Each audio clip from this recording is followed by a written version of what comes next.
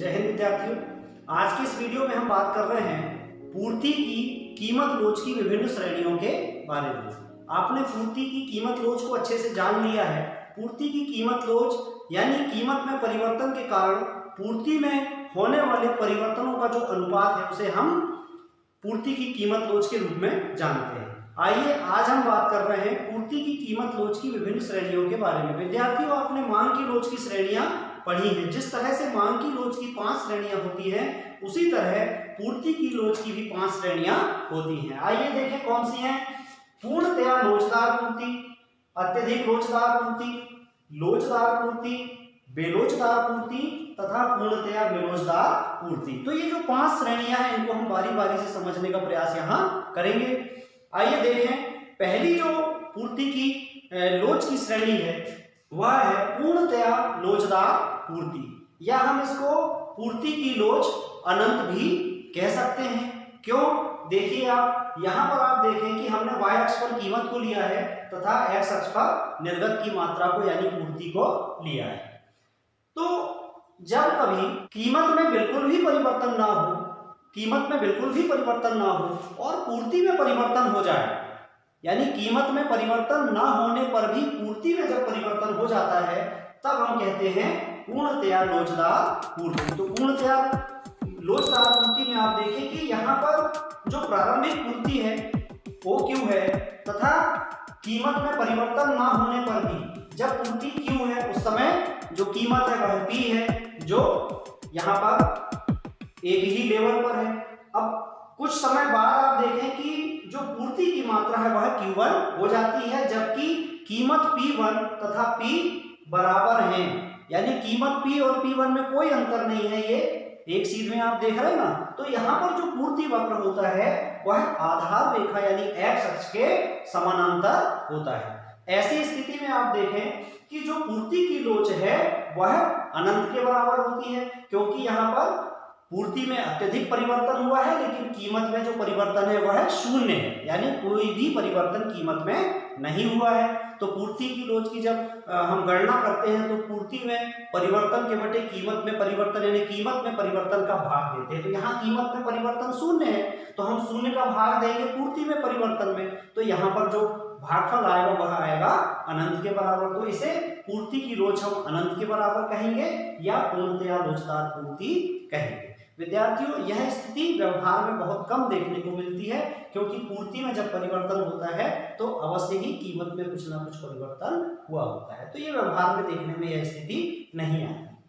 जो दूसरी श्रेणी है वह है अत्यधिक लोचदार पूर्ति। अत्यधिक लोचदार पूर्ति में आप देखें कि कीमत में परिवर्तन P से P1 ये बहुत थोड़ा है, यानी कीमत P से P1 हो जाती है जो कि बहुत थोड़ा सा परिवर्तन है, लेकिन पूर्ति में अधिक परिवर्तन हुआ है कीमत की तुलना में। यहाँ पर आप देखें कि पहले पूर्ति OQ थी, अब OQ1 हो गई। तो पूर्ति कीमत में होने वाले परिवर्तन से पूर्ति में होने वाला परिवर्तन बहुत ज्यादा है। तो जब पूर्ति में होने वाले परिवर्तन में आप कीमत में होने वाले परिवर्तन का भाग दोगे तो ये जो पूर्ति की लोच जो आएगी वह होगी 1 से अधिक, या हम इसको इकाई से अधिक भी कहते हैं। पूर्ति की लोच इकाई से अधिक। ऐसा कब होगा? जब पूर्ति में परिवर्तन कीमत में होने वाले परिवर्तन की तुलना में अधिक हो। मान लो कि कीमत में 10% परिवर्तन हुआ है तथा निर्गत में 40% परिवर्तन हो गया, निर्गत में 40% की वृद्धि हो गई। तो इस प्रकार की स्थिति जो है वह कहलाती है अत्यधिक लोचदार पूर्ति या इकाई से अधिक पूर्ति, या पूर्ति की लोच 1 से अधिक हम इसको कहेंगे। तीसरी जो श्रेणी है वह है लोचदार पूर्ति। लोचदार पूर्ति अर्थात कीमत में होने वाले परिवर्तन के अनुपात में उतनी ही मात्रा में पूर्ति में परिवर्तन होता है। यहाँ पर आप देखें कि कीमत P से P1 हो जाती है। मान लीजिए कि ये 10% है, तो निर्गत की मात्रा में यानी पूर्ति में जो परिवर्तन होता है वह भी उतनी ही मात्रा में होता है। या हम कहें कि ये, इसको अगर हम प्रतिशत में व्यक्त करें, मान लीजिए यह परिवर्तन 10% है, तो यहाँ पूर्ति में भी 10% परिवर्तन हुआ है, तो हम ये कहेंगे कि जो पूर्ति की लोच है वह कैसी है? लोचदार है। अर्थात पूर्ति की जो लोच है वह 1 के बराबर होगी, क्योंकि कीमत तथा तथा पूर्ति में दोनों में समान मात्रा में परिवर्तन हुआ है, तो इसे हम कहेंगे लोचदार पूर्ति या इकाई के बराबर पूर्ति। अगली जो श्रेणी है वह है बेलोचदार पूर्ति।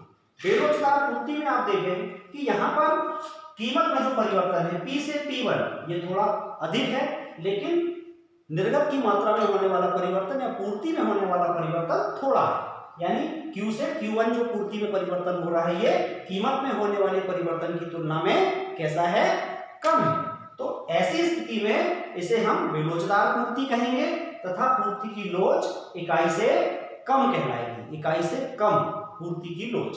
तो ऐसा इसलिए कि मान लो कि यहाँ 10% का परिवर्तन हो रहा है पूर्ति में और यहाँ पर 40% का परिवर्तन हो रहा है। तो जब आप 10 में 40 से भाग करोगे यानी पूर्ति में होने वाले प्रतिशत परिवर्तन में कीमत में होने वाले प्रतिशत परिवर्तन का भाग करोगे तो जो संख्या आएगी वह 1 से कम होगी। तो इसे हम कहेंगे इकाई से कम पूर्ति की लोच या बेलोचदार पूर्ति। पांचवी जो श्रेणी है वह भी पहली वाली श्रेणी की तरह व्यवहार में देखने में नहीं आती है। इसमें आप देखें, इसे हम कहते हैं पूर्णतया बेलोचदार पूर्ति। तो पूर्णतया बेलोचदार पूर्ति में आप देखो कि कीमत जो है P से P1 हो जाती है, मतलब कीमत में बहुत अधिक परिवर्तन हुआ है, लेकिन पूर्ति जो है इसमें बिल्कुल भी परिवर्तन नहीं हुआ है। तो यहाँ पर जो पूर्ति वक्र है SS ये y अक्ष के समानांतर होता है तथा x अक्ष पर ऊर्ध्वाधर होता है। तो x अक्ष पर ये ऊर्ध्वाधर है पूर्ति वक्र तथा यहाँ पर आप देखें कि मात्रा P कीमत पर भी जो पूर्ति की मात्रा है वह Q है तथा P1 कीमत पर भी जो Q1 मात्रा है वह Q के बराबर ही है।